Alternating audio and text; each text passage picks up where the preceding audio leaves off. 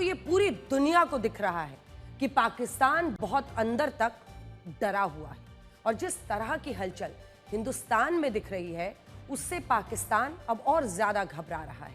एक के बाद एक बयान आ रहे हैं क्योंकि अब ये साफ साफ दिख रहा है कि बहुत जल्द एक्शन होने वाला है। कल मोदी के साथ एनएसए, सीडीएस और तीनों सेनाओं के चीफ की बैठक हुई। प्रधानमंत्री नरेंद्र मोदी एक तरफ आप देख रहे हैं, एनएसए उनके साथ बैठे हैं, दूसरी तरफ रक्षा मंत्री हैं और सीडीएस के साथ साथ तीनों सेनाओं के जो मुखिया हैं उनकी प्रधानमंत्री नरेंद्र मोदी के साथ बैठक हुई। इस बैठक की खूब चर्चा हुई। अब आज देखिए 9 घंटे के अंदर 7 बड़ी मीटिंग्स, जिनमें से 5 मीटिंग तो सिर्फ 2 घंटे में हुई। प्रधानमंत्री नरेंद्र मोदी की यह मीटिंग दिल्ली में हुई, लेकिन यहां से 690 किलोमीटर दूर इस्लामाबाद में घबराहट बढ़ गई है क्योंकि अब पाकिस्तान को यह लगने लगा है कि इस बार भारी मिस्टेक हो गई है। ये मुलाकातें क्यों बढ़ी हैं? आपको यह बताने से पहले इन मीटिंग्स के बारे में जरा बताना जरूरी है। सबसे पहले आज सुबह 11 बजे सीसीएस यानी कि कैबिनेट कमेटी ऑन सिक्योरिटी, सुरक्षा मामलों की बैठक हुई। एक हफ्ते में दूसरी बार है सीसीएस की बैठक हुई है। पहलगांव हमले के अगले ही दिन यानी कि 23 अप्रैल को सीसीएस की मीटिंग हुई थी। इसमें प्रधानमंत्री नरेंद्र मोदी के अलावा रक्षा मंत्री राजनाथ सिंह, गृह मंत्री अमित शाह, विदेश मंत्री एस जयशंकर शामिल हुए थे। सीसीएस की बैठक में आज निर्मला सीतारमण भी शामिल हुई। पता चला कि आज की सीसीएस में जम्मू कश्मीर की सुरक्षा को लेकर चर्चा हुई और पहलगांव टेरर अटैक के बाद भारत का किस तरह का रिस्पॉन्स होना चाहिए, इस पर भी बात हुई। इसके बाद हुई सीसीपीए यानी cabinet committee on political affairs की मीटिंग, मतलब राजनीतिक मामलों की मीटिंग। यह मीटिंग सुबह 11:20 पर हुई। सीसीपीए को सुपर कैबिनेट भी कहा जाता है। क्यों? क्योंकि इसमें यूनियन कैबिनेट के जो टॉप मिनिस्टर्स होते हैं, सबसे ज्यादा बड़े पोर्टफोलियोज को संभालने वाले टॉप मिनिस्टर्स इसमें शामिल होते हैं। आपको जानकर हैरानी होगी कि आखिरी बार सीसीपीए 2019 में मिली थी, 2019, जब दूसरी बार नरेंद्र मोदी के नेतृत्व में बीजेपी की सरकार बनी थी, तब पिछली बार मीटिंग हुई थी। इतने सालों के बाद अब पहलगांव हमले के बाद ये बैठक हो रही है और इसका क्या मतलब है आप समझ रहे होंगे। तब भारत पर पुलवामा अटैक हुआ था और इसी सीसीपीए की मुलाकात के बाद बालाकोट एयर स्ट्राइक हुई थी। प्रधानमंत्री आवास पर इस वक्त भी खबर आ रही है कि हाई लेवल मीटिंग हो रही है जिसमें विदेश मंत्री एस जयशंकर और अजित डोभाल दोनों शामिल हैं। सेना प्रमुख भी मीटिंग में मौजूद है। ये बड़ी खबर इस वक्त की हम आपको बता रहे हैं। अब सीसीपीए पहलगांव हमले के बाद मिल रही है। क्या ये माना जाए? देखिए, एस जयशंकर इस मीटिंग में मौजूद हैं, अजित डोभाल ने मुलाकात की है, इसी के साथ तमाम सेना अध्यक्ष भी वहां पर मौजूद हैं। पीएम आवास पर ये बैठक चल रही है।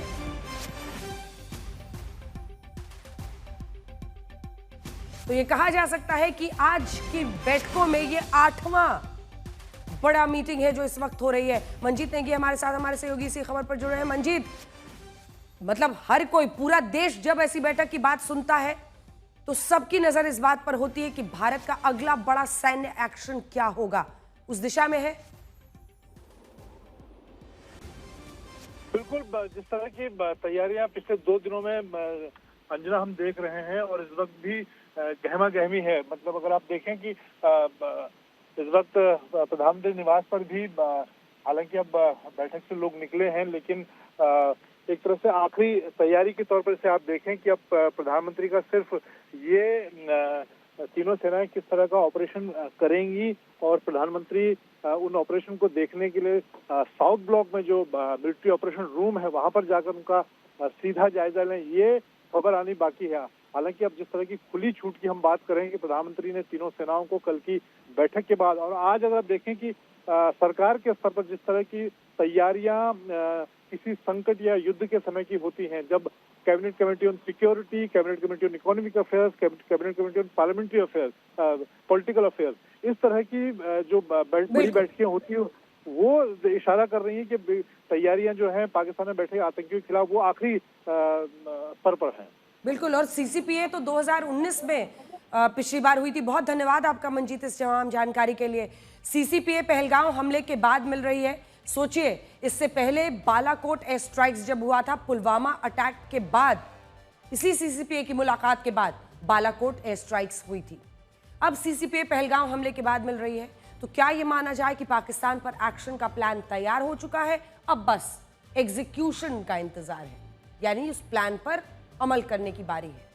तीसरी मीटिंग हुई CCEA यानी cabinet committee on economic affairs यानी आर्थिक मामलों की।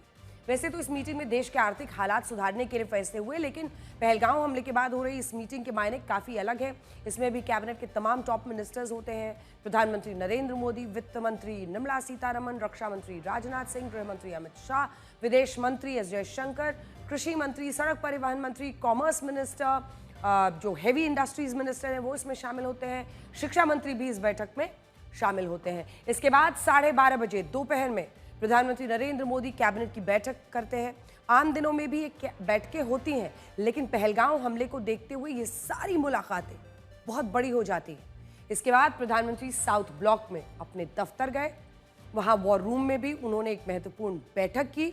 इसके अलावा सिंधु जल समझौते पर गृह मंत्री अमित शाह ने भी आज एक बड़ी बैठक की है, और आज ही सरकार की तरफ से एक बड़ा फैसला भी हुआ है। आज सरकार ने राष्ट्रीय सुरक्षा सलाहकार बोर्ड का पुनर्गठन किया है। इसकी गंभीरता को समझिए। NSAB में सरकार से बाहर के सिक्योरिटी एक्सपर्ट्स होते हैं। ये 7 सदस्यों का एक सलाहकार बोर्ड है, जो एडवाइजरी बोर्ड है, जो आपको सलाह देता है बड़े मुद्दों पर, जिसमें सेना और सिविल सर्विस से जुड़े रिटायर्ड अधिकारी शामिल किए गए हैं। पूर्व रॉ चीफ आलोक जोशी NSAB के चेयरमैन होंगे। इसके बाकी सदस्यों में पूर्व western air commander air marshal PM Sinha, पूर्व southern army commander lieutenant general AK Singh, military services के rear admiral Monty Khanna, retired IPS officer Ranjeev Ranjan Verma, और ये देखिए पूरी लिस्ट है। मनमोहन सिंह, ये 2 retired IPS officer Rajiv Ranjan Verma, Manmohan Singh उसमें शामिल किए गए हैं, और पूर्व IFS officer B Venkatesh Verma भी शामिल हैं। तो पुनर्गठन एक तरह से इस पूरे बोर्ड का हुआ है। ये सारी हलचल और इसकी बारीकियों को समझिए। ये सारे डिसीजन, ये सारे फैसले बता रहे हैं कि सरकार पाकिस्तान के खिलाफ कोई भी कदम उठाने से पहले सुरक्षा के लिहाज से सब कुछ ठीक कर लेना चाहती है, ताकि एक एक बात पर चर्चा हो, बारीकी से कदम उठाया जाए। इन नई मीटिंग्स और फैसलों को देखकर यह भी समझ में आ रहा है कि बहुत जल्द पाकिस्तान को बहुत तगड़ा जवाब मिलने वाला है, क्योंकि अभी थोड़ी देर पहले आर्मी चीफ भी प्रधानमंत्री नरेंद्र मोदी से मिलकर निकले हैं। तो ये बड़ी खबर हमने आपको बता दी है। कुछ ही देर पहले प्रधानमंत्री आवास पर ये बैठक चल रही है, जिसमें प्रधानमंत्री के साथ न सिर्फ वहां पर तीनों सेना के अध्यक्ष हैं, बल्कि क्या सरकार किसी बड़े फैसले की तरफ बढ़ रही है आज की रात को लेकर, इस पर चर्चा तेज है। पहले ही पाकिस्तान की रातों की नींद उड़ी हुई है। कल इस मीटिंग की तस्वीरें देखकर पाकिस्तानियों को नींद नहीं आई है। हम आपको दिखाते हैं, यही वो मीटिंग है जिसकी तस्वीरें देखकर पाकिस्तान के मंत्री रात रात जाग रहे हैं, पसीने पसीने हो रहे हैं। हम आपको दिखाएंगे। कल भी इसी तरह इस मीटिंग के बाद तस्वीरों ने पाकिस्तान को एक बड़ा सदमा दे दिया। पाकिस्तान में कल रात से ही चर्चा इस बात की है कि अगले 24 घंटे के अंदर कुछ बड़ा हमला करने की योजना भारत बना रहा है। जरा आप भी देखिए इस मीटिंग में वो कौन कौन से लोग शामिल थे जिन्हें देखकर पाकिस्तानी सेना और सरकार भी दहशत में आ गई। इस मीटिंग में प्रधानमंत्री नरेंद्र मोदी बीचों बीच, दाईं तरफ रक्षा मंत्री राजनाथ सिंह, उनकी दाईं तरफ अनिल चौहान CDS, जनरल उपेंद्र द्विवेदी थल सेनाध्यक्ष, उनके बाद दूसरी तरफ बाईं तरफ NSA अजित डोभाल, एडमिरल दिनेश त्रिपाठी नौसेनाध्यक्ष, और फिर वायुसेनाध्यक्ष air chief marshal AP Singh. तो कुल मिलाकर यही वो चौकड़ी है जिसको लेकर, यही वो लोग हैं जिनको बैठक में देखकर नींद उड़ी हुई है। पाकिस्तान की इस मीटिंग में हर वो व्यक्ति मौजूद था जो पाकिस्तान से युद्ध का फैसला लेने और रणनीति बनाने के लिए जरूरी था। इस मीटिंग की वजह से पाकिस्तान में खलबली इसलिए है क्योंकि इसमें देश की सुरक्षा से जुड़े फैसले लिए गए और यह तय किया गया कि पहलगाम हमले के बाद पाकिस्तान का क्या किया जाए। अब देखिए, 90 मिनट तक चली इस मीटिंग की जो तस्वीरें सामने आई हैं उसमें वायुसेना प्रमुख और नौसेना प्रमुख की तस्वीरों ने सबका ध्यान खींचा। अगर आप ध्यान दें तो वायुसेना प्रमुख और नौसेना प्रमुख पेपर पर कुछ खास चीजें नोट कर रहे हैं। ऐसा माना जा रहा है कि कुछ ऐसी रणनीति तैयार की गई है जिसमें तीनों सेनाओं को अपना अपना रोल निभाने के लिए कहा गया है। इस हाई लेवल मीटिंग की जिस बात से पाकिस्तान डरा हुआ है वो है प्रधानमंत्री नरेंद्र मोदी का तीनों सेनाओं को दिया गया निर्देश। प्रधानमंत्री नरेंद्र मोदी ने पाकिस्तान के मामले में तीनों सेनाओं को खुली छूट दे दी है। उन्होंने तीनों सेना प्रमुखों से कह दिया है कि वो तरीका, टाइम, टारगेट खुद तय करें। यानी एक तरह से प्रधानमंत्री मोदी ने पाकिस्तान की किस्मत का फैसला तीनों सेनाओं के हाथों में सौंप दिया है, जिनकी तस्वीर आप देख रहे हैं। आज हम आपको यही बताएंगे कि तीनों सेनाओं को छूट देने के आखिर मायने क्या है। खुली छूट अगर पीएम दे रहे हैं तो उसका मतलब देश के लिए क्या है। लेकिन उससे पहले हम आपको याद दिलाना चाहते हैं कि जब भी देश पर कोई बड़ा आतंकी हमला हुआ है तो प्रधानमंत्री की तरफ से सेनाओं को खुली छूट देने की बात सामने आती रही है। प्रधानमंत्री मोदी ने आतंक के खिलाफ सख्त जवाब देने के बाद तब भी की थी जब पाकिस्तान के लिए यह बड़ी मुसीबत बना है। 18 सितंबर वर्ष 2016 जम्मू कश्मीर के उरी में आर्मी कैंप पर आतंकी हमला हुआ था।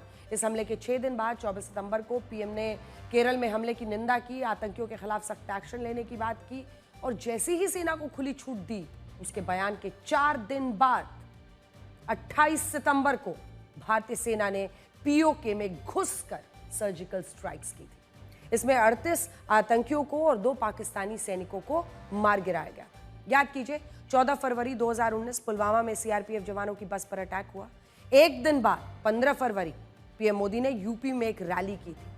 कहा कि आतंकियों ने बहुत बड़ी गलती कर दी, उन्हें भारी कीमत चुकानी होगी। पीएम ने तब यह भी कहा था कि सेना को खुली छूट दी। इस बयान के सिर्फ 11 दिन बाद 26 फरवरी को इंडियन एयरफोर्स ने पाकिस्तान के बालाकोट में स्ट्राइक्स की। 300 से ज्यादा आतंकी मारे गए।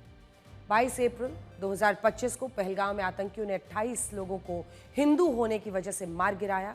इस हमले के 2 दिन बाद प्रधानमंत्री मोदी ने आतंकियों को मिट्टी में मिला देने की बात की। फिर हमले के 7 दिन बाद उन्होंने तीनों सेनाओं को जवाब देने की खुली छूट दे दी। अब देश इंतजार कर रहा है हमारी सेना अपने टारगेट पर कब हमला करती है।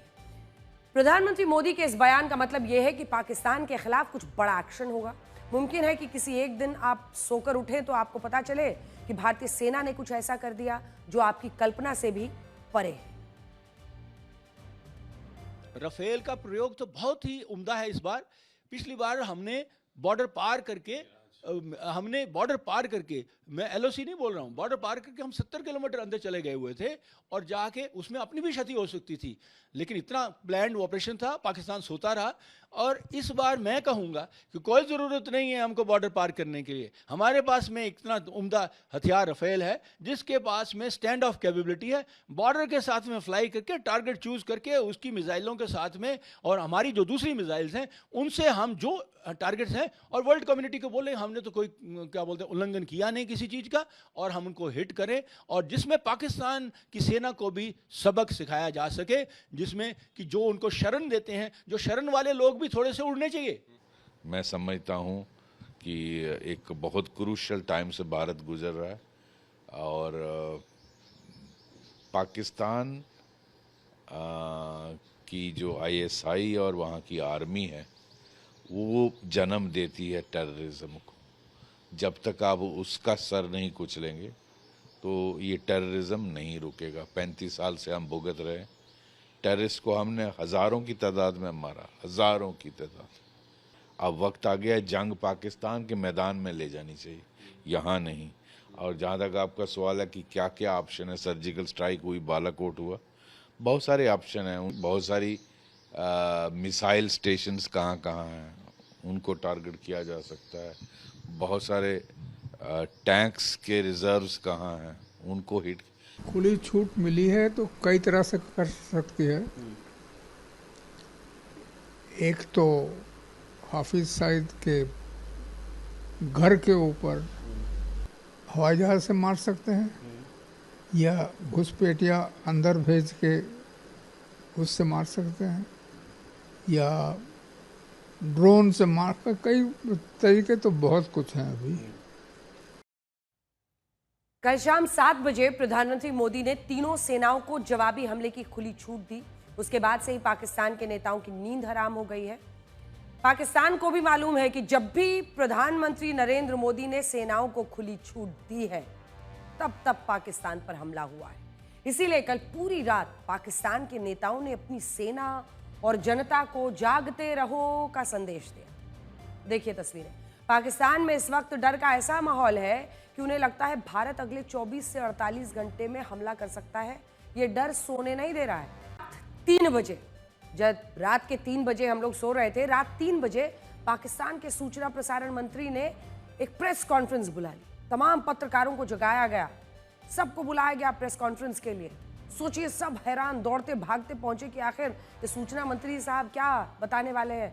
दावा किया भारत हमला करने वाला है। आप सोचिए, पाकिस्तान के मंत्री प्रधानमंत्री मोदी की बैठक के बाद कितनी दहशत में रहे हैं। रात काली हो गई है। पाकिस्तान के मंत्री अताउल्ला तरार ने कहा कि उन्हें खुफिया जानकारी मिली है कि पहलगांव की घटना के बहाने भारत हमला कर सकता है। खुफिया जानकारी पाकिस्तान, ये पूरा विश्व जानता है, पूरा विश्व भारत के साथ है कि हिंदुस्तान कोई बड़ा कदम उठाने वाला है। पाकिस्तान इतना डरा हुआ है कि वो अब दुनिया के अन्य देशों से हमला रुकवाने के लिए अपील करने लगा है। सोचिए, आधी रात में ये साहब सबको दौड़ा रहे हैं। कितना डरा हुआ है पाकिस्तान, इसे समझा। पाकिस्तान का ये डर लाजमी है क्योंकि 22 अप्रैल के बाद से भारत ने पाकिस्तान को अपनी ताकत की छोटी छोटी झलकियां दिखानी शुरू कर दी है। पहलगाम आतंकी हमले के बाद भारतीय सुरक्षा बल सीमा के हर कोने पर नजर रखे हुए हैं और पाकिस्तानी सेना उनका ध्यान भटकाने के लिए क्या कर रही है। देखिए, एलओसी पर सीज फायर वायलेशन, वो लगातार फायरिंग कर रही है, लेकिन अब भारतीय सेना भी जवाबी कार्रवाई के मूड में आ गई है। तो आइए चलते हैं 22 अप्रैल से अब तक अगर आप देखिएगा तो क्या क्या पाकिस्तान की सेना कर रही है और वो भी सरहद के किस हिस्से में कर रही है, इससे आप अंदाजा लगा सकते हैं। 22 अप्रैल से अब तक पाकिस्तान ने कई बार एलओसी पर फायरिंग की है और भारत ने इसका करारा जवाब भी दिया है। हम आपको पूरा इलाका दिखा रहे हैं। ये जो हिस्सा है देखिए पीओके का, यहां पर आप देख रहे हैं एलओसी है और एलओसी के फौरन बाद वाला जो ये हिस्सा है, तारीख के साथ देखिए, कुपवाड़ा अप्रैल को वहां पर वो 27 और 28 तारीख को वहां पर फायरिंग शुरू करते हैं। ये जो पूरा इलाका है, इनकी मंशा आखिर क्या है ये देखिए। चाहे वो नीलम हो, अप्रैल 26 को करते हैं, लीपा घाटी में अप्रैल 24 को, उरी में 22 तारीख को, पुंछ में 27 तारीख को, सुंदरबनी में 29 को, और फिर ये जो बिल्कुल यहाँ पर बॉर्डर का इलाका है, वहाँ पे परगवाल हो, अखनूर हो, नौशेरा हो, बारामूला हो, टुटमरी गली हो, नीलम हो, इन तमाम जगहों पर यही 22 से लेकर ये 28 अप्रैल के बीच में खूब एक के बाद भारत ने करारा जवाब भी दिया है। हम आपको ये दिखा रहे हैं कि फायरिंग का खास पैटर्न क्या है। लाइन ऑफ कंट्रोल पर 22 अप्रैल से पाकिस्तान भारत के ऊपर बीच बीच में फायरिंग कर रहा है। अलग अलग जगहों पर जहां जहां फायरिंग हुई है वो भी हमने आपको बता दिया। आमतौर पर एलओसी पर छोटी मोटी फायरिंग होती रहती है, लेकिन 22 अप्रैल के बाद एलओसी पर बड़े स्तर पर दोनों तरफ से सेनाएं फायरिंग हो रही है और उलझी हुई है। ये कोई मामूली बात नहीं है। पहलगांव हमले के बाद 7 दिनों के अंदर 11 से ज्यादा जगहों पर फायरिंग हो चुकी है। इसमें दोनों देशों के अगर आप देखिएगा तो सैनिक एक दूसरे की आर्मी पोस्ट पर फायरिंग कर रहे हैं। आज तो डीजीएमओ लेवल की बातचीत भी हुई और भारत ने सख्त चेतावनी पाकिस्तान को दी है। अगर आप फायरिंग की लोकेशन को ध्यान से देखिए, ये देखिए, ये वाला पूरा हिस्सा है जो ये इंटरनेशनल बॉर्डर आप देख रहे हैं और ये एलओसी देख रहे हैं, 30 से 50 किलोमीटर का रेंज। जी हाँ, अगर आप फायरिंग की लोकेशन को ध्यान से देखेंगे तो ये वो जगह है जो पीओके का इलाका है। यही पीओके का इलाका जाता हुआ है ऊपर गिलगिट बाल्टिस्तान तक। अगर एलओसी पर भारतीय सेना हेवी फायरिंग कर रही है तो संकेत साफ है, भारत कुछ बड़ा करने का मन बना चुका है। जिस एलओसी पर फायरिंग हो रही है, जहां से इंटरनेशनल बॉर्डर आप देख रहे हैं कितनी दूर है, ये 30 से 40 किलोमीटर की दूरी है। ये इंटरनेशनल बॉर्डर और इस बीच में एलओसी और इंटरनेशनल बॉर्डर 30 to 50 किलोमीटर्स है। ये हिस्सा पीओके का छोटा सा इलाका है जिसे हासिल करने में भारतीय सेना को बहुत ज्यादा मुश्किल नहीं होगी। अगर भारतीय सेना पीओके में गिलगिट बाल्टिस्तान को हासिल करने से पहले पीओके के इस छोटे क्षेत्र को हासिल कर ले, ये चंद घंटे का काम है, ये चंद घंटों में मुमकिन है। और पाकिस्तान ऐसा करने के लिए भारत को मौके पर मौका दे रहा है। अभी तक पाकिस्तान एलओसी पर फायरिंग कर रहा था, लेकिन कल उसने इंटरनेशनल बॉर्डर पर परगवाल क्षेत्र, जिसे हम आपको बता रहे थे, परगवाल क्षेत्र में यहां पर उसने फायरिंग शुरू कर दी। भारत इसको उकसाने वाली कार्रवाई मान सकता है, वो दुनिया को बता सकता है कि पाकिस्तान अपनी हदें पार कर रहा है। चलिए परगवाल में हम आपको बताते हैं, परगवाल में हुई फायरिंग के बाद आज भारत ने पाकिस्तान को युद्ध विराम के उल्लंघन पर सख्त चेतावनी दी है। युद्ध विराम के उल्लंघन पर भारत की जबरदस्त जवाबी कार्रवाई ने पाकिस्तान को दहशत में डाला है। सूत्रों से खबर है कि पाकिस्तान की सेना ने युद्ध की तैयारियां शुरू कर दी हैं। सीमाओं पर पाकिस्तानी सैनिकों की संख्या बढ़ गई है। इंटरनेशनल बॉर्डर से भी उसने अपनी कई जो चौकियां हैं वो हटा दी हैं और कुछ पर से अपने झंडे उतार दिए हैं। अब इसको समझिए आप। एक खबर ये भी आई है कि पाकिस्तान ने पीओके आने जाने वाली जो जितनी फ्लाइट्स थी उस वहां से जाने वाली उनको कैंसिल कर दिया है, क्योंकि उसे डर है कि भारत पीओके हासिल करने के लिए कभी भी हमला कर सकता है। फिर सईद की जरा बात करते हैं। भारत के तेवर देखकर पाकिस्तान सरकार की नींद उड़ी हुई है और लश्कर तैयबा का चीफ हाफिज सईद तो डर के मारे अंडरग्राउंड हो गया था, लेकिन आज तक ने उसकी लोकेशन खोज निकाली। आज तक की टीम उसके घर तक पहुंची। आज तक की टीम को खुफिया जानकारी मिली कि पहलगांव हमले के बाद हाफिज सईद भारतीय सेना से बचने के लिए लाहौर के एक सेफ हाउस में छिपा हुआ है। घर आपके सामने है, इसी बिल्डिंग में रह रहा है। हाफिज सईद पूरा रिहायशी इलाका है। हाफिज सईद को बचाने के लिए पाकिस्तानी सेना ने यह सारा इंतजाम किया था।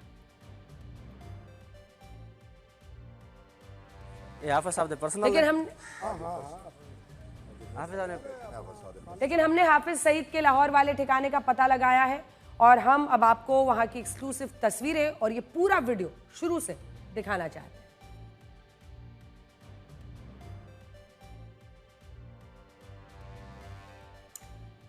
ये देखिए, ये अब हम आपको इमेज दिखा रहे हैं सैटेलाइट इमेज के जरिए।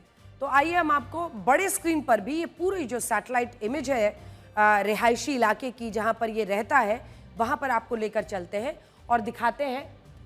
ये हाफिज का घर है। ये वाला हिस्सा जो आप देख रहे हैं, ये वाला कोना, ये जो चौरा बीच से रोड जा रही है वहीं से मस्जिद मदरसा के नीचे बंकर्स बने हुए हैं यहाँ पर और उसकी मीटिंग रूम भी बाकायदा यहाँ पर है। ये वाला एरिया ये देखिए, ये उसकी मीटिंग रूम है।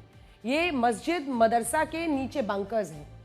तो कुल मिलाकर अगर आप देखिएगा, ये सैटेलाइट इमेज लाहौर के उस रिहायशी इलाके की है जहां पर लश्कर चीफ हाफिज सईद का घर है।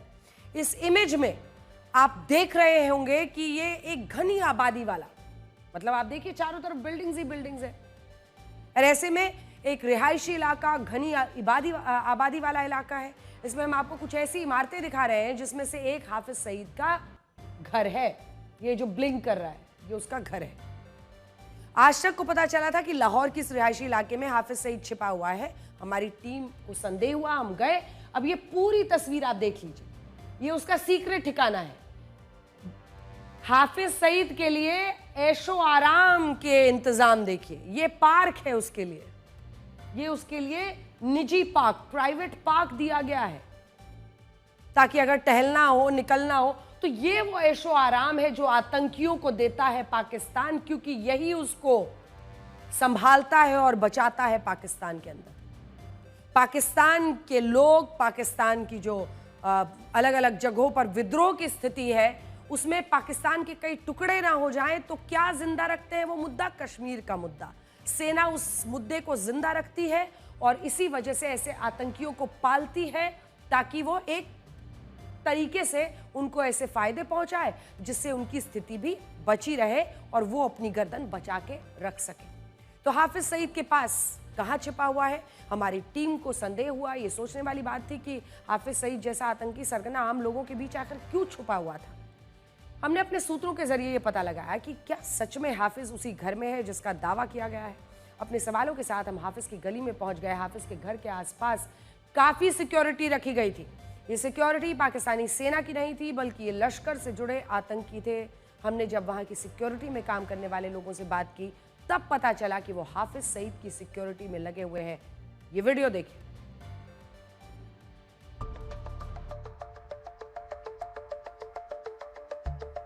इंशाल्लाह चल के रही तो इंशाल्लाह मुलाकात होगी।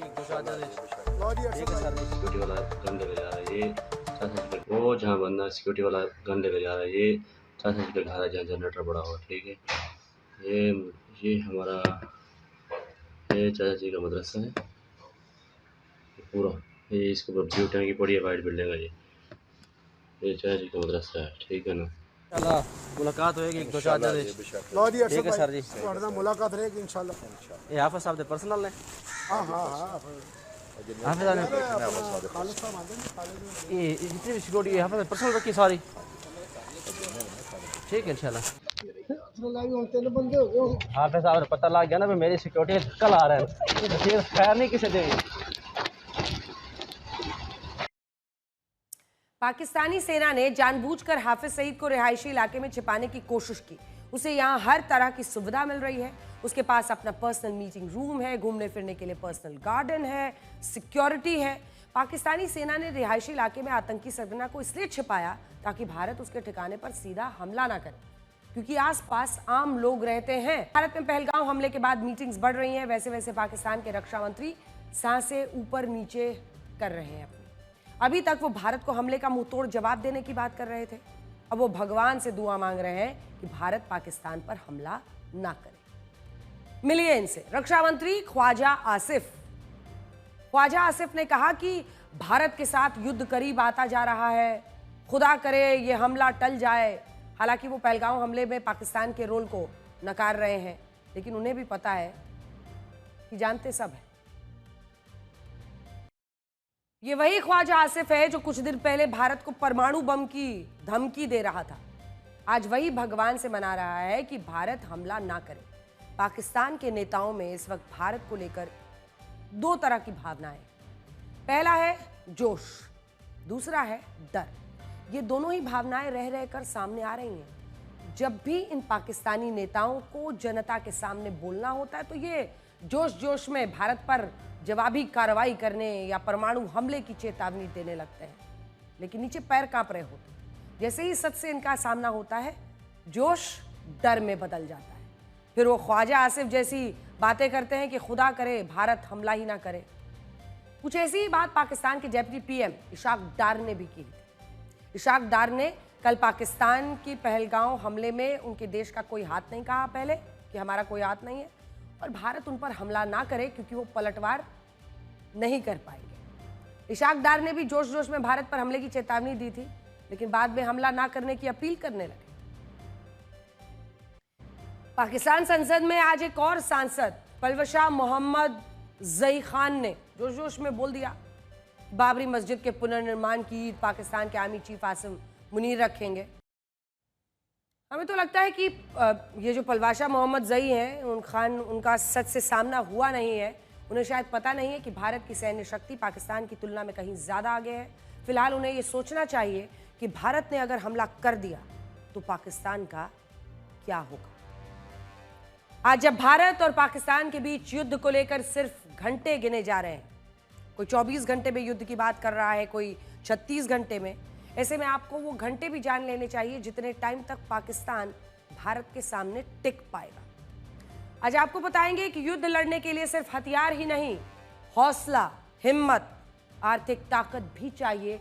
इनमें से पाकिस्तान हर मोर्चे पर फेल है, कमजोर है। सबसे पहले पाकिस्तान की आर्थिक स्थिति। यही वजह है कि पाकिस्तान के कुछ नेता बयान तो दे रहे हैं, लेकिन वास्तव में उनकी जुबान कांप रही है। और इसकी वजह यह है कि पाकिस्तान की अर्थव्यवस्था चरमरा रही है।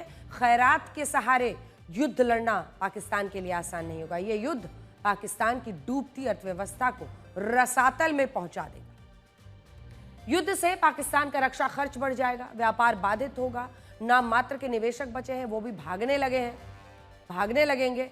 पाकिस्तान को जो थोड़ा बहुत कर्ज मिल रहा है वो भी मिलना बंद हो सकता है। युद्ध के साथ ही खाने पीने के सामान, दूसरी जरूरी चीजों की कीमतें सब कुछ बढ़ जाएंगी। इससे पाकिस्तान के लिए ज्यादा दिन तक युद्ध के मैदान में खड़े रहना आसान नहीं होगा और वो कुछ ही दिनों में घुटने टेक सकता है। भारत आज दुनिया की 5वीं सबसे बड़ी अर्थव्यवस्था है और भारत का विदेश मुद्रा भंडार पाकिस्तान से करीब 45 गुना ज्यादा है। पाकिस्तान पूरी तरह कर्ज पर निर्भर है, इसीलिए उसकी आर्थिक स्थिति भारत के साथ युद्ध लड़ने की इजाजत देती नहीं। और सच जुबान पे आ ही जाती है, जो साहब बोल रहे थे। अब बात पाकिस्तान के गोला बारूद और हथियारों की करते हैं। साल 1999 का करगिल युद्ध एक सीमित युद्ध था, लिमिटेड वॉर। जिसमें मुख्य रूप से भारत की आर्मी लड़ रही थी, जबकि वायुसेना का सीमित इस्तेमाल भी हुआ था। इसमें हमारे जो टारगेट्स थे वो तय थे। इस युद्ध में भारत का मुख्य उद्देश्य अपनी जमीन को वापस पाना था। ये युद्ध लगभग 2 महीने तक चला था और अपनी जमीन हासिल करके भारत ने जीत की घोषणा भी कर दी। लेकिन अब स्थिति अलग है। अगर अब सीधा युद्ध हुआ तो ये तीनों मोर्चों पर होगा, जिसमें सेना के तीनों अंग शामिल होंगे। और ये बात मंगलवार को प्रधानमंत्री मोदी के साथ बैठक में नजर भी आ चुकी है, जिसमें तीनों सेनाओं के चीफ वहां पर मौजूद थे। ग्लोबल फायर पावर इंडेक्स अगर देखिए, उसकी ये रिपोर्ट है जिसके मुताबिक भारत पाकिस्तान से 3 गुना ज्यादा ताकतवर है। इस लिस्ट में अमेरिका, रूस और चीन के बाद तीसरे नंबर पर है, जबकि पाकिस्तान 12वें नंबर पर। भारत के पास 26 लाख सैनिक है, जबकि पाकिस्तान के पास भारत के मुकाबले अधिक सैनिक भी नहीं है, 12 लाख सैनिक है। अगर हम सैन्य बजट की बात करें तो भारत का सैन्य बजट पाकिस्तान से करीब 10 गुना ज्यादा है। भारत का सैन्य बजट 6,81,000 करोड़ रुपए का है, जबकि पाकिस्तान का सैन्य बजट मात्र 66,000 करोड़। अब देखिए, लड़ाकू विमानों की बात करें तो भारत के पास 513 फाइटर जेट्स है, जबकि पाकिस्तान के पास 328 लड़ाकू विमान है। भारत के पास करीब 1,48,000 बख्तरबंद गाड़ियां हैं, तो यहां पर दूसरी तरफ आप देखिए 17,000। तो कुल मिलाकर जो कंपैरिजन है उसमें वो कहीं टिकता नहीं है। भारत की नौसेना भी अगर आप देखिए तो पाकिस्तान के मुकाबले ज्यादा शक्तिशाली है। भारतीय नौसेना के पास 2 एयरक्राफ्ट कैरियर्स हैं, पाकिस्तान के पास 1 नहीं है। भारत के पास 18 डिस्ट्रॉयर शिप्स हैं, 18 सबमरीन्स हैं, जबकि पाकिस्तान के पास 1 भी डिस्ट्रॉयर शिप नहीं है और 8 सबमरीन्स हैं। पाकिस्तान आर्थिक स्थिति और हथियारों के मामले में भारत के आगे बिल्कुल बौना है, इसीलिए अब उसे रात में भी नींद नहीं आ रही, उठ उठकर प्रेस कॉन्फ्रेंस करनी पड़ रही है। वास्तव में युद्ध में टिके रहने के लिए पैसे और पावर से ज्यादा हौसला चाहिए, हिम्मत चाहिए। एक पस्त पाकिस्तान और पस्त पाकिस्तान की सेना इस मामले में बेहद कमजोर है। आज पाकिस्तान ईंधन की कमी से भी जूझ रहा है। अभी पाकिस्तान की वायुसेना ने अपनी उड़ानों के संचालन के क्षेत्र में 50% से यानी 50% से ज्यादा की कटौती कर दी है और दावा किया है कि यह संचालन के दौरान किसी भी कंफ्यूजन से बचने के लिए किया जा रहा है। ईंधन बचा रहे हैं युद्ध के लिए। सच यह है कि उसे पीओके पर हमले का डर सता रहा है और यह भी कहा जा रहा है कि पाकिस्तान इस वक्त तेल बचा रहा है। साल 2023 में फ्यूल की कमी की वजह से पाकिस्तान ने अपने सभी युद्धाभ्यास रोक दिए थे। साल 2021 में उस वक्त के पाकिस्तानी आर्मी चीफ जनरल कमर बाजवा ने भी पत्रकारों के सामने यह सब कुछ माना था कि पाकिस्तान के पास टैंकों में डालने के लिए तेल नहीं है, तेल डलवाने के लिए पैसा नहीं है। ये बहुत हैरान करने वाला खुलासा था उस वक्त का और इसीलिए ये चर्चा भी बहुत हुई थी। इसलिए बाजवा भारत के साथ उस वक्त शांति की बातें करता था। और अब बात उन पाकिस्तानियों की जो भारत में 40 साल, 30 साल, 20 साल या 10 साल से रह रहे थे।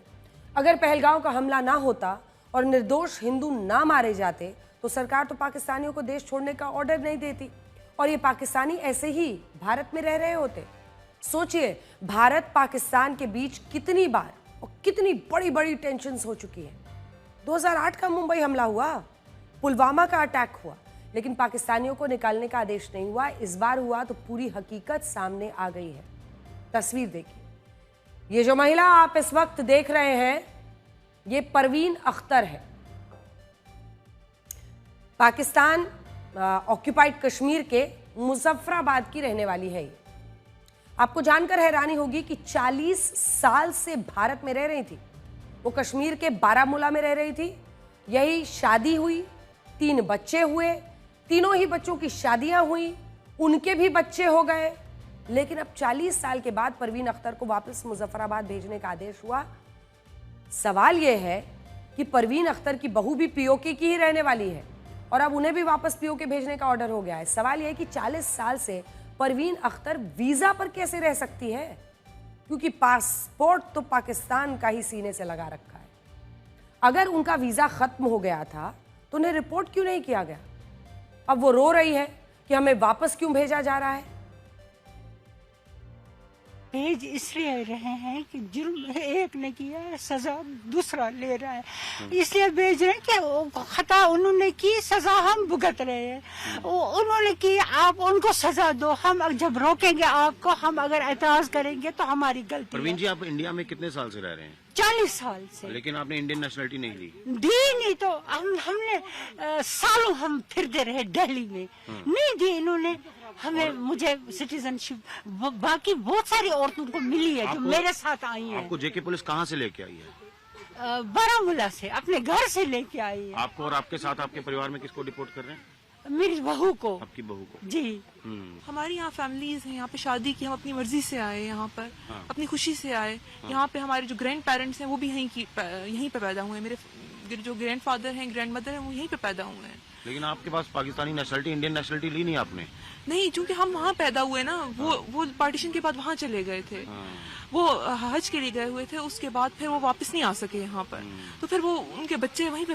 आपने इंडियन नेशनलिटी आपने क्यों नहीं ली अभी तक? इंडियन नेशनलिटी इंडियन नेशनलिटी मुझे तब मिलेगी जब मैं कांस्टेंट यहाँ पे 7 इयर्स का स्टे करूंगी। मुझे अभी 3 साल ही हुए हैं यहाँ पर, तो मुझे 3 साल में निकाला गया। ये मेरी बेटी है, दूसरी बेटी है, छोटी को देखो। ये यहीं बॉर्न है? ये इंडियन बॉर्न है? हाँ बिल्कुल, ये भी, और इससे बड़ी वाली वो भी छोटी बेटी। कल भी कुछ जम्मू कश्मीर से लोग आए थे, तो उनको भी यहाँ से भेजा जा रहा है। तो आपकी बीवी ने या बहू ने, क्योंकि देश का ऑर्डर है कि जितने भी पाकिस्तानी नेशनल हैं उनको वापस भेजा जाए। आजाद कश्मीर जो ये मुजफ्फराबाद जो है, ये हमारा हिस्सा है ना, कश्मीर हमारे मिनिस्टर साहब, हम भी कहते हैं वो हमारा हिस्सा है, हमको क्यों निकाल रहे हैं? लेकिन हाथ में क्या था? पाकिस्तान का पासपोर्ट। सवाल यहीं पर जाकर खड़ा होता है। ऐसे एक नहीं, बहुत से केसेस हैं। ये देखिए, आप उसामा, ये पिछले 17 सालों से यही रह रहा था। इसने यहीं से 10वीं पास की, 12वीं पास की, अब आगे कंप्यूटर साइंस में डिग्री भी कर रहा था, जॉब के लिए इंटरव्यूज भी देने वाला था। उसामा के पास भारत का ही राशन कार्ड भी है, आधार कार्ड भी है, इलेक्शन वोटर आई कार्ड भी है। उसने चुनाव में वोट किया था। सोचिए, एक पाकिस्तानी नागरिक, पासपोर्ट पाकिस्तान का, जो रावलपिंडी का रहने वाला है, यहाँ उड़ी में रह रहा था, उसको इतने अधिकार कैसे मिल गए? उसकी स्क्रूटनी क्यों नहीं हुई? वो 17 साल से भारत में रह रहा है, यहाँ की हर व्यवस्था पर, हर सुविधा का इस्तेमाल कर रहा है, और उसको जब पाकिस्तान भेजा जा रहा है, अगर इस हमले के बाद सरकार ने सारे पाकिस्तानी नागरिकों को देश छोड़ने को नहीं कहा होता तो वो तो अभी यहीं रहता, नौकरी भी पाता। सवाल यही है कि जब वोटर आई कार्ड बनता है, या फिर राशन कार्ड बनता है, या फिर आपका आधार कार्ड बनता है, तो फिर ऐसे वक्त पर आप किस देश के नागरिक हैं? आपका पासपोर्ट क्यों नहीं देखा जाता है? स्क्रूटनी क्यों नहीं होती है? सुनिए। यहाँ का नहीं बना हुआ हमारा पासपोर्ट, हम ऐसे पाकिस्तानी नेशनल्स वहाँ से पासपोर्ट अप्लाई करके थ्रू लीगल तरीके से आए थे हम, ठीक है। हम यहाँ पे 17 सालों से, हम 2008 में आए थे, 24/11/2008 में। तो हमने विद इन 15 डेज यहाँ पे आते ही हमने वीज़ा स्टे करवाया था। तो उस टाइम पे स्टेटहुड भी था, ठीक है, तो इनका अपना ये था। तो उसके बाद अचानक से ये जब चीज़ होना समझ नहीं आ रही कैसे करेंगे। सरकार से मैं यही अपील करूँगा, देखो सबसे पहले तो प्रैक्टिकली होकर सोचा जाए, ठीक है। सबसे पहले ये सरकार से मैं अपील करूंगा कि आप कुछ टाइम की मोहलत दे दें, कुछ हल निकालें, कुछ टाइम की मोहलत दे दें। अब जो फैमिलीज यहाँ पे पिछले 20-30 सालों से रह रही हैं, हमने वोट भी कास्ट किया, हमारे हर एक डॉक्यूमेंट्स यहाँ के बने, आधार कार्ड है, इलेक्शन कार्ड है, राशन कार्ड है, हमारा डोमिसाइल है मेरी यहाँ की, बाकी सारे डॉक्यूमेंट्स मेरे बने। अब मैं यहाँ से कहाँ जाऊँगा? मेरा 10th भी यहाँ से हुआ है, 12th भी मेरा यहाँ से हुआ है, मेरा बैचलर चल रहा है अभी। अगली कहानी ये और भी इंटरेस्टिंग है। सीआरपीएफ के जवान की शादी भी पाकिस्तान में हुई है, उसकी पत्नी पाकिस्तानी है। इस जवान का नाम है मुनीर खान, उसकी पत्नी का नाम है मीनल अहमद। अब सोचिए, सुरक्षा बलों के जो जवान पाकिस्तानी आतंकियों के खिलाफ ऑपरेशन करते हैं, उन्हीं में एक जवान ऐसा है जिसकी खुद की पत्नी पाकिस्तानी है। लेकिन अब मीनल अहमद को भी पाकिस्तान डिपोर्ट किया जाए। हम अपने आप तो नहीं जा रहे थे, हम एलटीवी में थे, हमारा एलटीवी अंडर प्रोसेस जा रहा था। तो हमें मैसेज उन्होंने पहले किया था कि आप चले जाएं। फिर हमें मतलब तहसीलदार है, उन्होंने नोटिस भेजना शुरू कर दिया, आप नहीं जाएंगे, आपको लेडीज पुलिस आएगी, अरेस्ट करेगी, ऐसे करेगी, बस इस तरह की उन्होंने बातें की। हमने कोर्ट से जाके बोला, वहाँ भी हमने केस किया हुआ। अब यहाँ पे मतलब वहाँ से जो जज हैं उन्होंने स्टे शायद दे दिया। अभी मेरे हस्बैंड से बात मेरी हुई नहीं इस बारे में, और उतनी देर में उन्होंने नोटिस भेज दिया। कि अगर आप 24 घंटे के अंदर नहीं गए तो आप चले जाएंगे। यही अपील है कि कम से कम जो यहाँ शादी करके आई हैं उनको तो यहाँ रहने दें। आगे से आप ये कानून बना लें कि आगे से ना कोई शादी करे। कानून रखना चाहिए था ना, अगर ये सब करना था तो, कि शादी ना करे कोई भी। अगर शादी कर ली है तो ये शादी मजाक है। आतंकी हमला भी मजाक नहीं है, लोगों की जिंदगी जाना मजाक वो भी नहीं है। धर्म पूछकर पर्यटक बन के जाने के बाद गोली सीधा सिर में मारा जाना मजाक वो भी नहीं है। ये बात सही है कि बहुत से मुस्लिम परिवार भारत से ही माइग्रेट होकर पाकिस्तान गए। जब वो अपने बच्चों की शादी करते हैं तो परिवार के अंदर ही प्राथमिकता देते हैं और इसीलिए वो शादी भारत में रहने वाले अपने परिवार के सदस्यों से कर लेते हैं। लेकिन सवाल उन व्यवस्थाओं पर भी है जो यहाँ रहने वाले पाकिस्तानियों को Aadhaar card, ration card, voter I card जारी कर देता है, उनका वीजा एक्सटेंड करता रहता है। कोई देखने वाला है, उन्हें कभी वापस जाने को नहीं कहा जाता, क्योंकि नेशनल सिक्योरिटी के लिहाज से भी ये ठीक नहीं है। अब आपको एक ऐसी रिपोर्ट दिखाते हैं जो ये सोचने पर मजबूर कर देगी कि क्या जिस वक्त हम युद्ध के मुहाने पर हैं, क्या उस वक्त देश के सभी लोग एकजुट हैं? क्योंकि देश में कुछ ऐसे तत्व भी हैं जिन्हें आतंकवादी हमले का दुख नहीं, बल्कि उनकी चिंता आतंकवादियों के साथ है। पहलगाम हमले को लेकर पूरे देश में आक्रोश है, लेकिन आज भी देश में कुछ ऐसे लोग हैं जो इस घटना पर बेगुनाहों के साथ न होकर आतंकवादियों के साथ खड़े नजर आ रहे हैं। ऐसी ही एक घटना इंदौर में एक ट्रेन में हुई। जब एक लड़का पहलगाम हमले से जुड़ा वीडियो देख रहा था तो दूसरे समुदाय के कुछ लोगों ने इसका विरोध किया। इस पर लड़के ने आपत्ति जताई तो उसके साथ मारपीट की गई और उसे ट्रेन से फेंकने की कोशिश हुई। ऐसी ही एक घटना हापुड़ में हुई, जब एक सैलून में एक लड़के ने कहा कि जो 26 लोग मारे गए हैं वो सही मारे गए। इसके विरोध में कुछ लोगों ने सैलून संचालक की पिटाई कर दी। बाद में पुलिस ने उसे गिरफ्तार कर लिया। एक और वीडियो जो सोशल मीडिया पर काफी वायरल हो रहा है, जिसमें एक कश्मीरी बच्चा कह रहा है कि ऐसा काम कश्मीरी नहीं कर सकते, ये पाकिस्तानी ही कर सकते हैं। जैसे ही वो बच्चा पाकिस्तान कहता है, उसकी मां बताई जा रही महिला उसे थप्पड़ मार देती है। सोचिए कितनी बड़ी बात है कि देश में ऐसे भी लोग हैं जिनकी संवेदना आतंकी हमले में मरने वाले बेगुनाहों के साथ न होकर आतंकवादियों के साथ है।